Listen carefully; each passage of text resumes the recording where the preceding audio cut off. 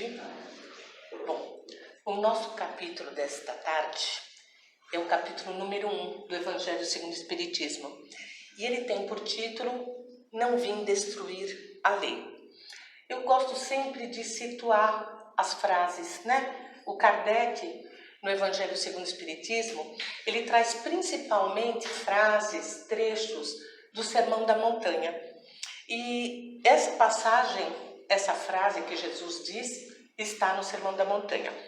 Muita gente acha que o Sermão da Montanha é só as bem-aventuranças, né? E é importante a gente entender que as bem-aventuranças, elas estão em 3 capítulos do Evangelho de Mateus. O capítulo 5, 6 e 7. A primeira parte, sim, Jesus vai falar bem-aventurados, os humildes, os simples de coração, todos. Essa é a primeira parte onde ele fala isso. Na segunda, Jesus vai falar da relação daquilo que ele traz com a ordem antiga.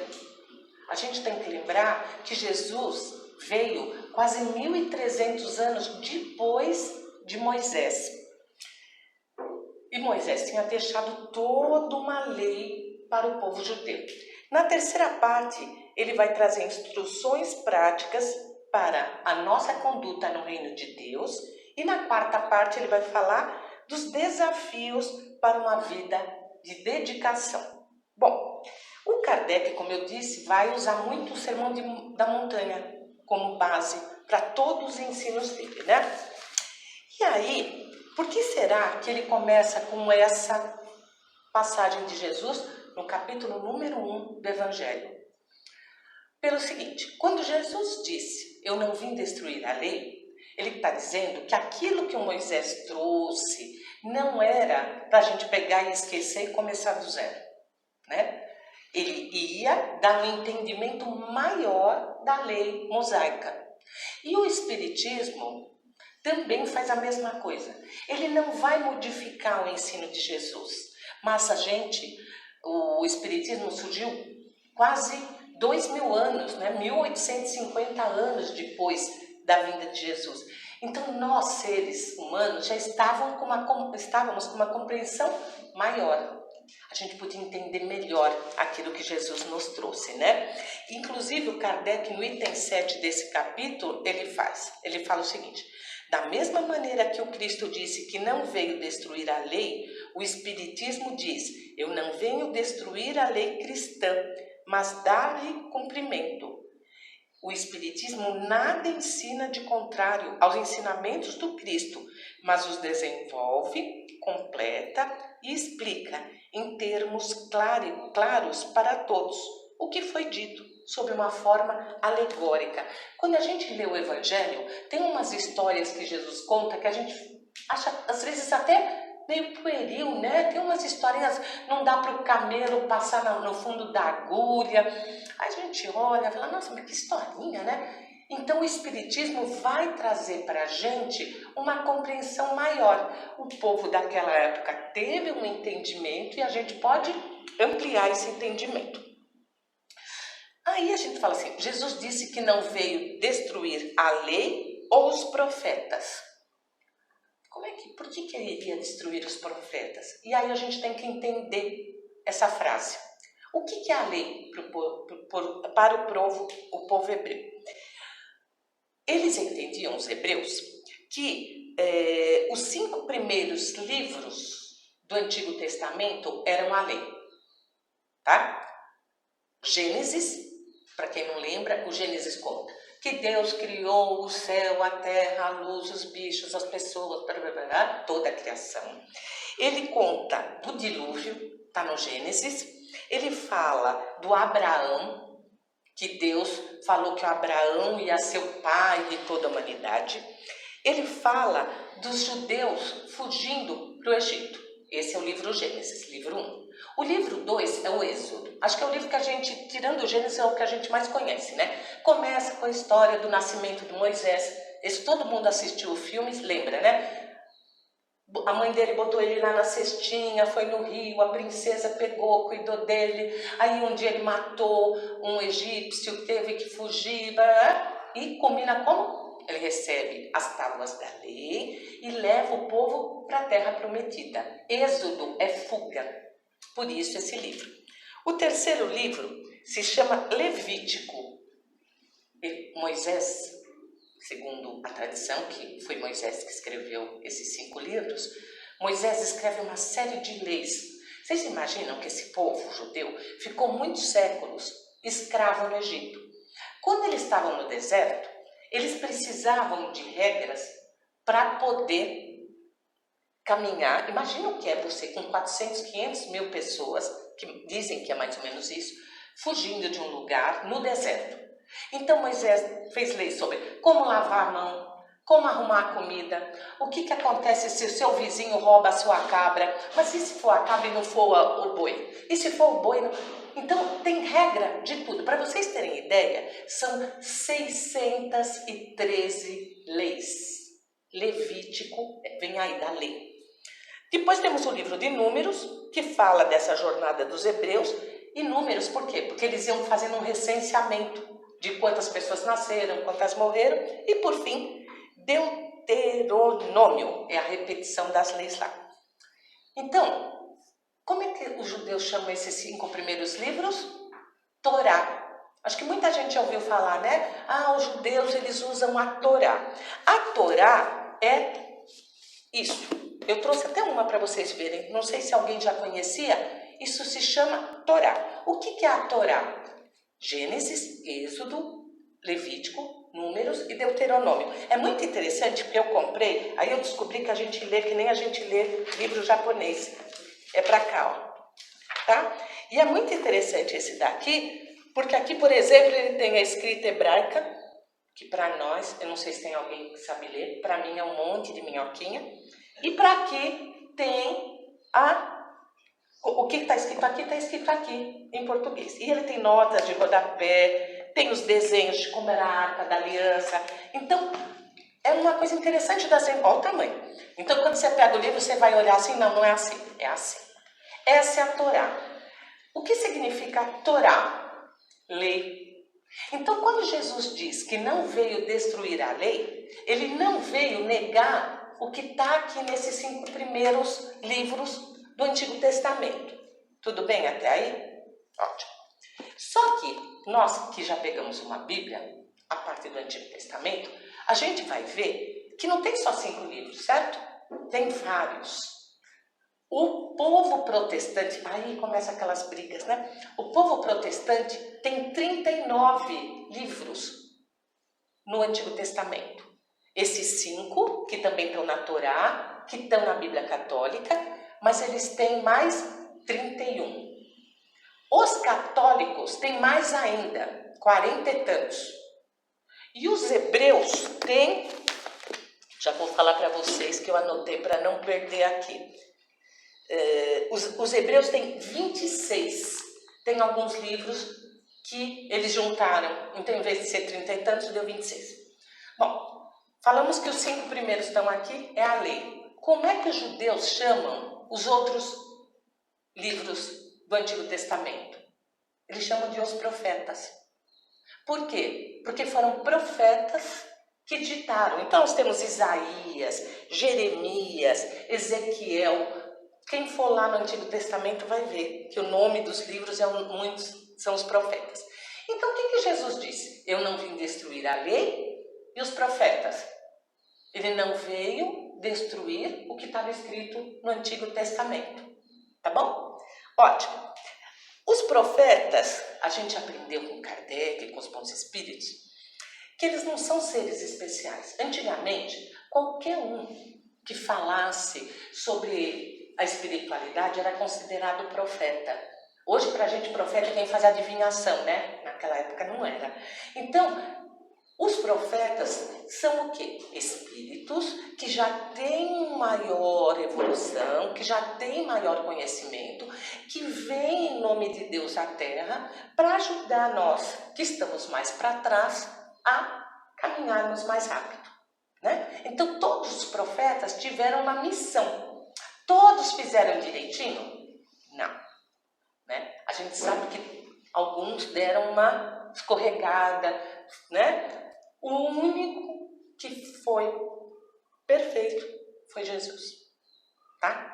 Então, por isso que Kardec pergunta lá para os espíritos qual é o modelo que Deus deu para nós, né? E os espíritos, para ser modelo e guia, e os espíritos respondem: Jesus, modelo e guia.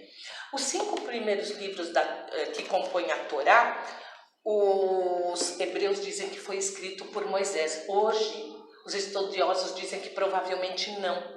Até porque, né, o Moisés narra num dos livros a morte dele próprio. Então não faz sentido ter sido ele que escreveu, tá? Mas pra gente isso não faz diferença aqui. Bom, Jesus, ele tá como modelo e guia para nós, né? Como Kardec e os espíritos falam. Então ele diz o quê? Todos esses ensinos que vieram lá para trás são importantes. Não matarás. Alguém aqui discorda de que isso é essencial para uma vida em sociedade? Né? Honrar pai e mãe. Ah, mas o meu pai... Mas aí o que ele mostra? Se você tem esse entendimento, você consegue ter uma vida social. Então as regras são todas muito mais para a gente poder viver bem. Mas tem leis que hoje não fazem muito sentido. Respeitarás o dia de sábado, né?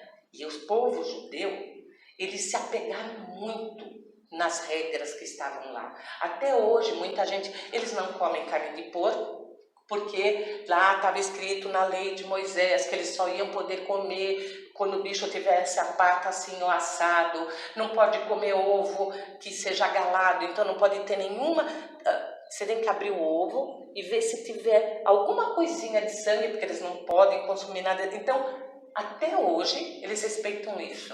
Até hoje, eles respeitam o dia de sábado. Então, se você vai em bairros onde a população judaica é muito grande, os elevadores no sábado são programados para parar em todos os andares do prédio, para eles não terem nem que apertar o botão do elevador para descer. Não pode varrer chão, não pode nada, né? E aí, Jesus trouxe um ensinamento muito importante. O homem não foi feito para o sábado, mas o sábado foi feito para o homem. Então Jesus começou a curar, porque ele falava, né? Que hipocrisia. Se você tem uma criação, tá lá você com as suas galinhas, as suas ovelhas, e elas caírem num buraco, e for sábado, você vai deixar morrer porque é um sábado? Não, você vai salvá-lo. Por que você não pode curar uma pessoa doente num sábado? Por que você não pode fazer o bem num sábado? Então Jesus, não é que ele mudou, mas ele começou a trazer para nós um entendimento maior disso tudo, tá? E o Espiritismo veio trazer um entendimento maior para a gente do que Jesus disse. Jesus diz lá para Nicodemos que ninguém poderá ver o reino dos céus se não nascer de novo, não é verdade? E que o homem é nascido da água e do Espírito. A gente fez uma compreensão adequada ao nosso entendimento e a gente entendeu que para nascer da água, a gente tinha que batizar as pessoas. Então aí a criança nasce, é um bebê, você joga lá a aguinha na cabeça dela e pronto, ela nasceu do Espírito? Não faz sentido, né? Nascer da água e do Espírito o Espírito nosso, ele é imortal, ele vem do Espírito.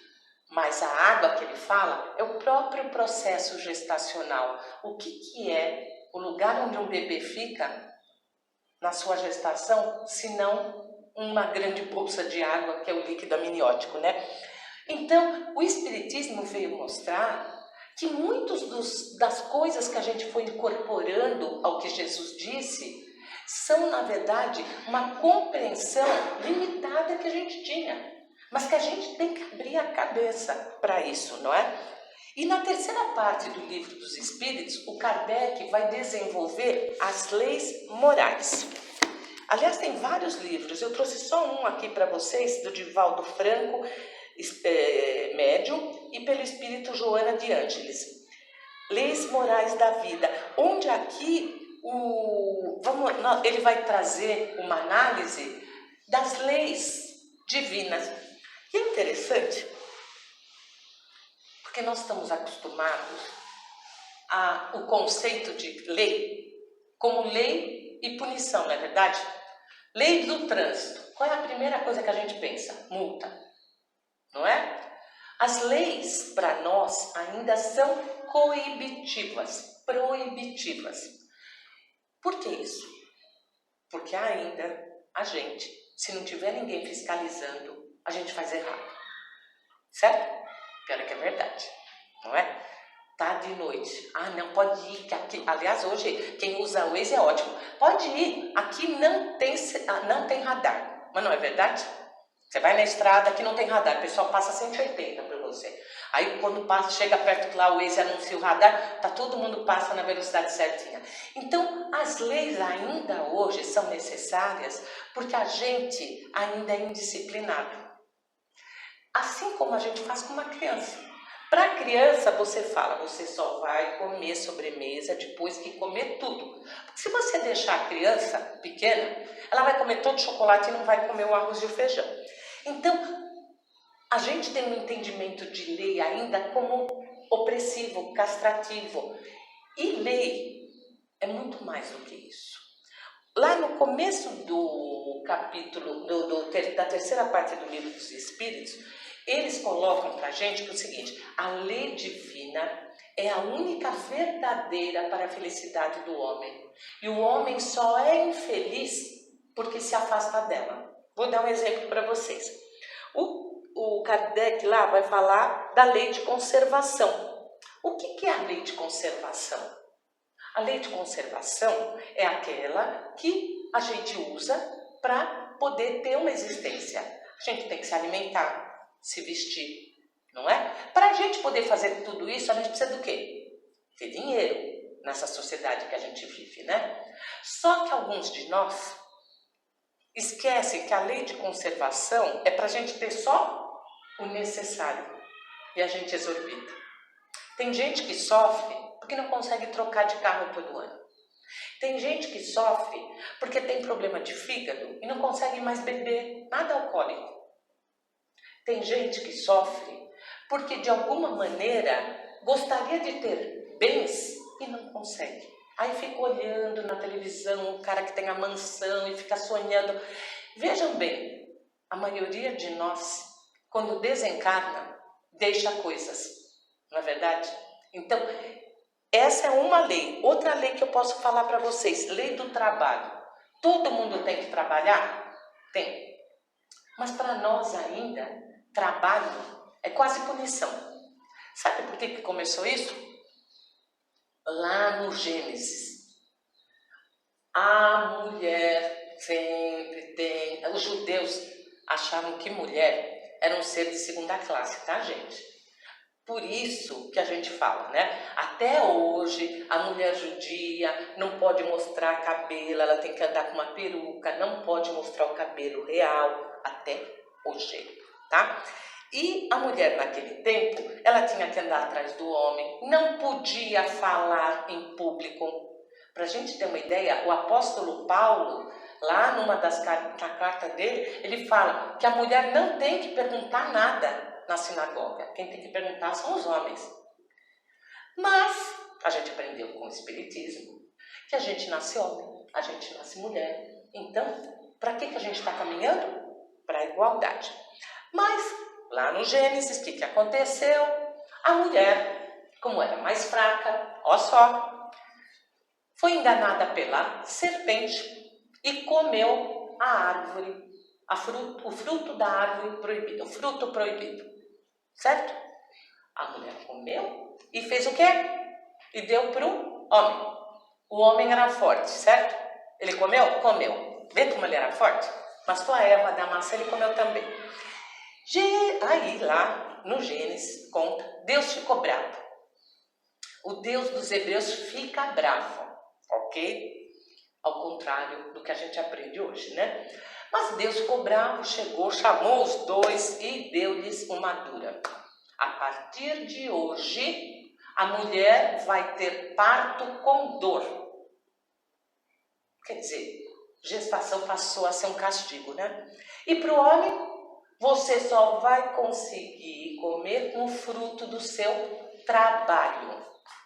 Então, tanto gestação quanto trabalho passaram a ser o quê? Castigos. Mas lá no Livro dos Espíritos, o Kardec vai mostrar para a gente que o trabalho é uma bênção. É que, em geral, nessa sociedade que a gente vive hoje, os trabalhos são muito disparatados. Tem pessoas, a gente tem uma valorização muito complicada de trabalho. Então, uma pessoa que recolhe lixo, que é uma pessoa essencial para a nossa vida, ela tem um salário ridículo. E às vezes você tem um empresário que fez faculdade, e tem um salário imenso. Então, isso faz com que a gente, na nossa sociedade, entenda trabalho não como um prazer, né?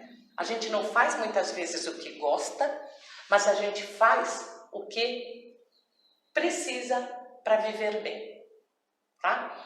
Então, o Kardec vai mostrar aqui que não, né? Lá no capítulo terceiro, na parte terceira, eles vão mostrar que não. O trabalho é essencial para tudo. As nossas células do corpo trabalham. Tudo trabalha na natureza. E isso é muito interessante, porque quando a gente desencarnar, quem está achando que aquela frase descanse em paz que está no túmulo é verdade, é mentira. Os espíritos dizem que quando a gente desencarna, a gente vai trabalhar, a gente vai ajudar os que ficaram aqui, a gente vai estudar tudo que a gente não estudou aqui, a gente vai falar, ai, como eu perdi tempo, agora tem que estudar lá. Então, trabalho é uma alegria quando a gente faz o que a gente gosta e procura melhorar.